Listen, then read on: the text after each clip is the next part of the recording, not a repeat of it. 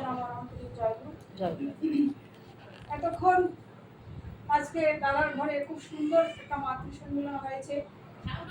আজকে এবারের দাদা এবং দিদি দুজনে ঠাকুরের সদ্দিকায় দীক্ষিত হয়েছেন সকাল দিকে, আর ওনাদের ইচ্ছা যে ঠাকুরের একটু গান কীর্তন করার।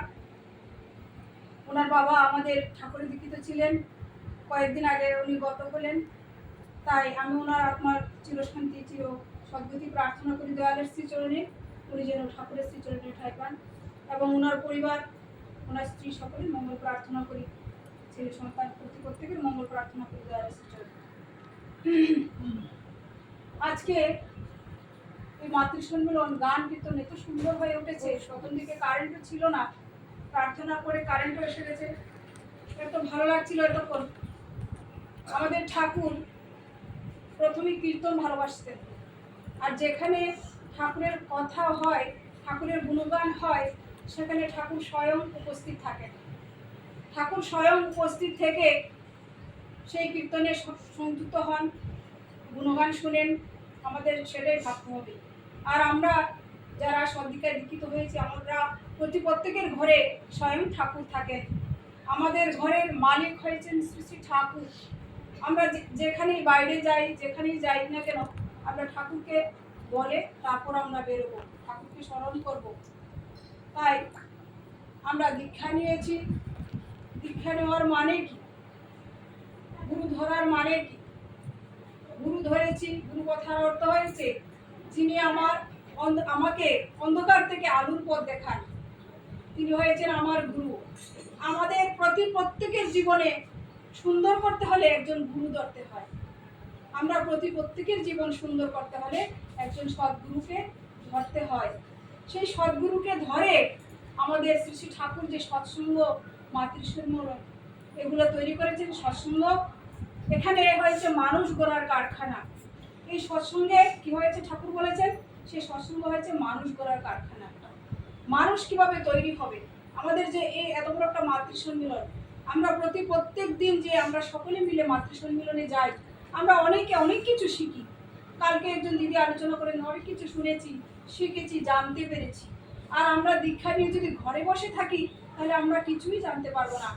আমরা দীক্ষা নিয়ে, ঠাকুর বলেছেন সত্যনাশন গ্রন্থে, যদি রক্ষা পেতে চাও তাহলে সদ্গুরু নাম করো আর সৎ নাম স্মরণ করো। ঠাকুর যদি রক্ষা পেতে চাই, আমাদের জীবনটাকে যদি রক্ষা করতে চাই, এবং ঠাকুরের গুণগান করতে হবে। আর কর্ম করলেই ধর্ম হবে, কর্ম ছাড়া কোনো ধর্ম হবে না।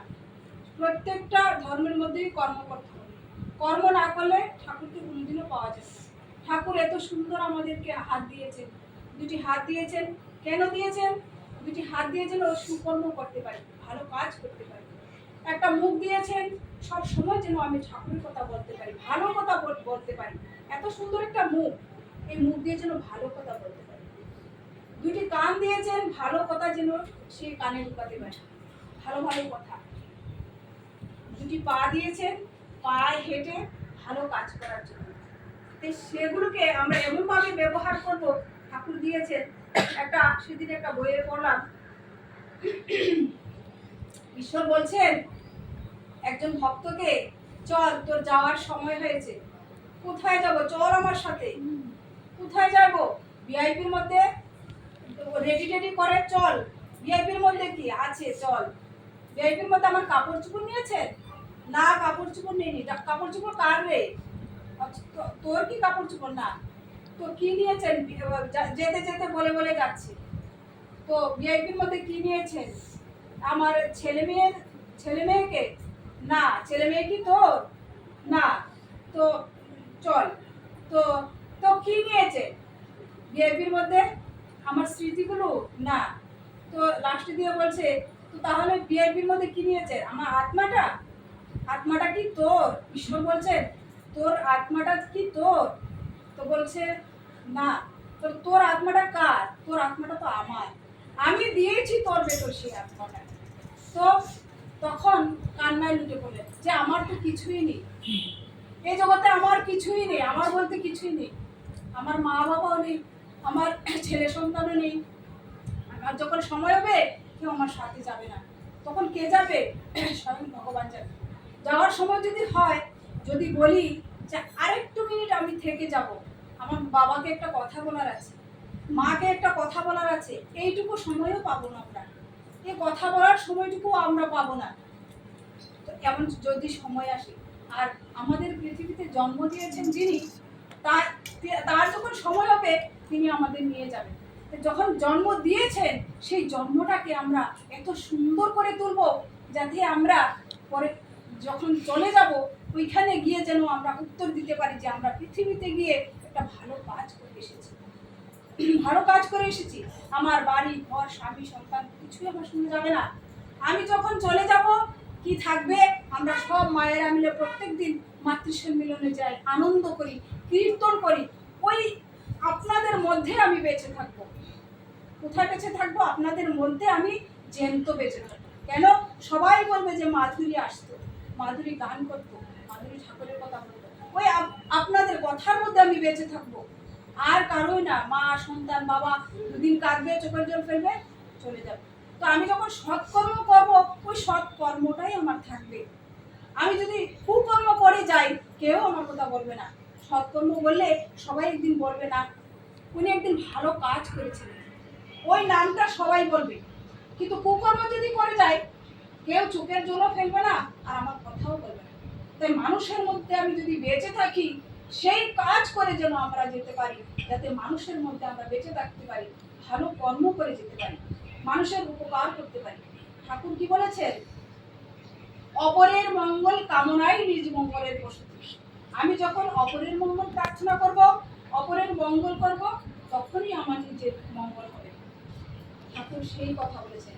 ঠাকুর বলেছেন যে নিষ্কাম প্রার্থনা ঠাকুর গ্রহণ করে, আর সকাম প্রার্থনা ঠাকুর গ্রহণ করে না। সকাম প্রার্থনাটা কি?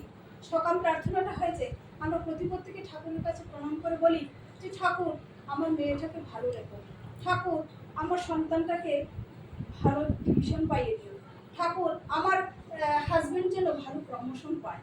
এটা হয়েছে সকাম প্রার্থনা। সেই সকাম প্রার্থনা ঠাকুর মঞ্জুর করেন না।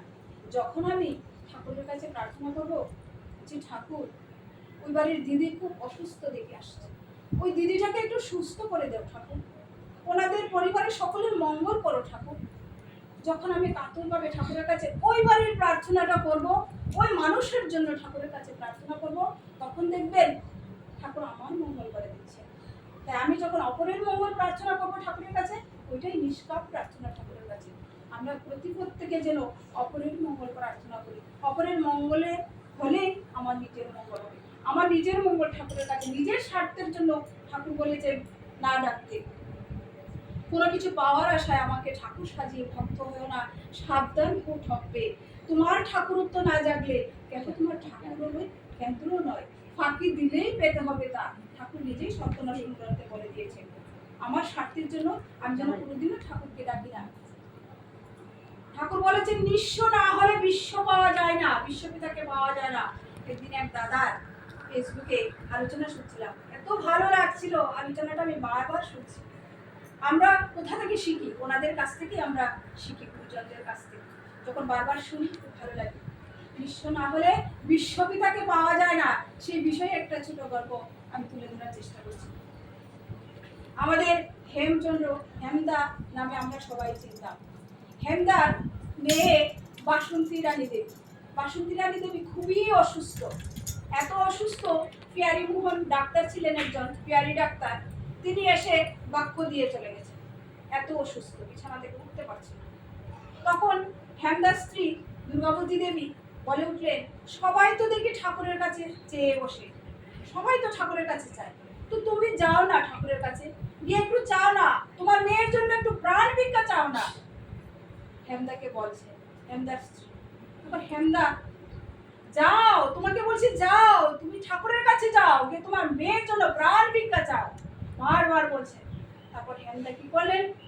সত্যি সত্যি ঠাকুরের কাছে গেলেন, গিয়ে ঠাকুরকে প্রণাম করে শুধু মুখের থেকে বের করতেছিলেন যে ঠাকুর হেমদাকে দেখে, হেমদা তুমি এসেছো, এসেছো। হেমদা যেমন একটা প্রাণ ফিরে পেলেন ঠাকুর, এইভাবে হেমদাকে দেখে মানে চমকে উঠলেন। তখন হেমদা বলে, ঠাকুর আগে ঠাকুর আমার তোমার কথা রাখো, তোমার কথা রাখো, আগে তোমাকে একটা কাম দিচ্ছি, সেই কামটা তুমি করতে পারবে? তখন হেমদা বলেন, আগে বলুন। আমার জন্য 30টা তাঁতের কাপড় এনে দিতে পারবে? দেখুন, হেমদা গিয়েছেন মেয়ের জন্য প্রার্থনা করতে, হেমদাকে বলে উঠলেন, আমার জন্য তাঁতের কাপড় নিয়ে আসতে পারবে 30টা? তখন বলেন, আমি আমার নিজের জন্য এক গ্লাস জলও চাই না কারো কাছে, আমি যেটাই চাই অপরের মঙ্গল কাছেই চাই, সবার মঙ্গলের জন্য চাই, কেউ না কেউ মঙ্গলের জন্য চাই। তখন হেমদা মাথার মতো করে চলে গেল, এখান থেকে গিয়ে ঝুড়ি নিয়ে ছুটছে তাঁতের কাপড় জোগাড় করতে, তাঁতের কাপড় জোগাড় করতে করতে করতে করতে তখনকার সময়, ঠাকুরের সময়, তখন তো অনেক ইয়ে ছিল, তখন অনেক দোকানপাটও কম ছিল, তখন খুঁজতে খুঁজতে খুঁজতে খুঁজতে একদিন পেরিয়ে গেল, 2 দিন পেরিয়ে গেল, 3 দিন পেরিয়ে গেল, 30টা কাপড় আর জোগাড় হচ্ছে না। জোগাড় হয়েছে 2টা কাপড় রয়েছে বাকি, 2টা তাঁতের কাপড় বাকি রয়েছে শুধু, আর 28টা কাপড় উনি জোগাড় করতে পেরেছেন। হঠাৎ মনে হলো, আরে 2টা কাপড় আমার স্ত্রীর আছে না, দুর্গাবতী দেবী 2টা কাপড় আছে তাঁতের কাপড়। তখন বাড়িতে ফিরে আসলেন, বাড়িতে ফিরে আসছেন, দুর্গাবতী দেবী, তুমি এতদিন কোথায় ছিলে? তোমাকে পাচ্ছি না কেন, তুমি কোথায় ছিলে? দাঁড়াও, ঠাকুর বলে দিয়েছেন যে 30টা কাপড় ঠাকুরের জন্য জোগাড় করতে, আমি তো জানি তোমার কাছে তাঁতের কাপড় আছে 2টা, আমাকে দিতে পারবে? তখন হেমদার স্ত্রী বললেন, হ্যাঁ পারবো। তো একটা আলমারিতে ছিল, আলমারি থেকে খুলে দিয়েছেন, আরেকটা পরনে ছিল, পরনে কাপড়টা, পরা কাপড় তো কি হয় জানি আমরা সবাই। তখন কি বললেন, এই পরনে একটা কাপড়ই ছিল না। তিনি হেমদা বাইরে দাঁড়িয়ে আছেন, দুর্গাবতী দেবীর ঘরে গিয়ে একটা গামছা ছিল, গামছাটা পেঁচ দিয়ে কাপড়টা খুলে হেমদাকে দিয়ে দিলেন। তখন হেমদা 30টা কাপড় জোগাড় করতে পারলেন, ঠাকুর বাড়িতে গেলেন। ঠাকুর, এই হেমদা, আপনি ওইখানে রাখুন, ওইখানে রাখুন, পাত্তাই দিলেন না বিষে। তখন হেমদা চিন্তিত, এত কষ্ট করলাম যার জন্য, 2 দিন 3 দিন করে মেয়েটা অসুস্থ বাড়িতে, আমি কাপড় জোগাড় করে আনলাম, ঠাকুর যেন পাত্তাই দিলেন, এরকম ভাব হয়ে গেল। তখন বললেন, আরে হেমদা, রাখো রাখো কাপড় রাখো, আপনার মেয়ে না অসুস্থ? তখন হেমদা বললেন, হ্যাঁ হ্যাঁ ঠাকুর। আপনি বাড়ি যান, তাড়াতাড়ি বাড়ি যান, এক্ষুনি বাড়ি যান, এক্ষুনি বাড়ি যান, আপনার মেয়ের কাছে আপনি যান। তো হেমদা ঠাকুর প্রণাম করে দৌড়ে চলে আসলেন বাড়িতে। বাড়িতে এসে দেখছেন, ওই যে পিয়ারি ডাক্তার বাক্য দিয়েছিলেন, ওনার সঙ্গে বসে ওনার মেয়ে, 8 বছরের মেয়ে বসে খেলা করছে। তখন উনি দেখে অবাক, কিভাবে কি হলো? হেমদার স্ত্রী দুর্গাবতী দেবী বললেন যে ঠাকুর দুবেলা এসে দেখে যেতেন। মানে কথাটা মনে হয় আমার শরীরে লোম চোখের জল এসে পড়ে। তো দেখুন আমাদের ঠাকুর কিভাবে আমাদের রক্ষা করেন, মানে ওই যে নিঃস্ব না হলে বিশ্বপিতাকে পাওয়া যায় না, নিঃস্ব হয়ে লাস্ট কাপড়টা উনি ঠাকুরের জন্য দিয়ে গেছেন।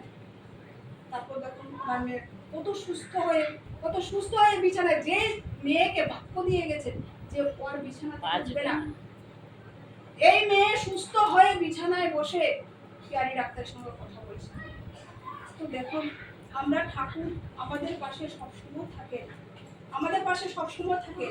আমরা এক নজরকে ঠাকুরকে দেখতে হবে, ঠাকুরের দিকেই থাকতে হবে, ঠাকুরকে ভালোবাসতে হবে, ঠাকুরকে জানতে হবে, ঠাকুরকে বিশ্বাস করতে হবে। আমি যদি বিশ্বাস না করি তাহলে আমি কোনোদিনও আমি ঠাকুরকে ভালোবাসতে পারবো না। আমার বিশ্বাস থাকতে হবে যে আমার পাশে ঠাকুর আছে। আমরা যারা ঠাকুরের দীক্ষিত, আমাদের ভয় নেই, দুর্বলতা বলে কিছুই নেই। ঠাকুর শতাংশনে সেই কথা বলেছেন, ভয় এবং দুর্বলতা বলতে আমাদের কিছুই নেই। আমরা যারা ঠাকুরকে ধরে আছি, যে ঠাকুরকে এমনভাবে আঁকড়ে ধরবো যাতে ঠাকুর শুধু আমি তোমাকেই ভালোবাসি, এই জগতে আমার কি আছে, তুমি যা দিয়েছো সবই তো তোমার, স্বামী সন্তান বাড়ি ঘর তো সবই তোমার। আমি যদি তোমাকে ঘুমের থেকে উঠে ইষ্টভীতি করে একটা তোমার প্রণামের জন্য না দিতে পারি, আমার ধন সম্পত্তি বাড়ি করতে কি হবে? তুমি আমাকে এই পৃথিবীর বুকে দিয়েছো, তোমার ভোগের জন্য আমি ঘুমের থেকে উঠে 1 টাকা প্রণাম করে দেব। 1 টাকা দিয়ে এখন আমরা একটা কলা কিনেও পাই না, তবু বলেছেন যে 1 টাকাই দাও, এটা কি? এই ইষ্টবিধির টাকাটা হয়েছে আমার ঠাকুরের ভোগের জন্য দেওয়া। গীতাতে বলেছেন যে আমাকে না দিয়ে যে খায় সে হয়েছে চুর।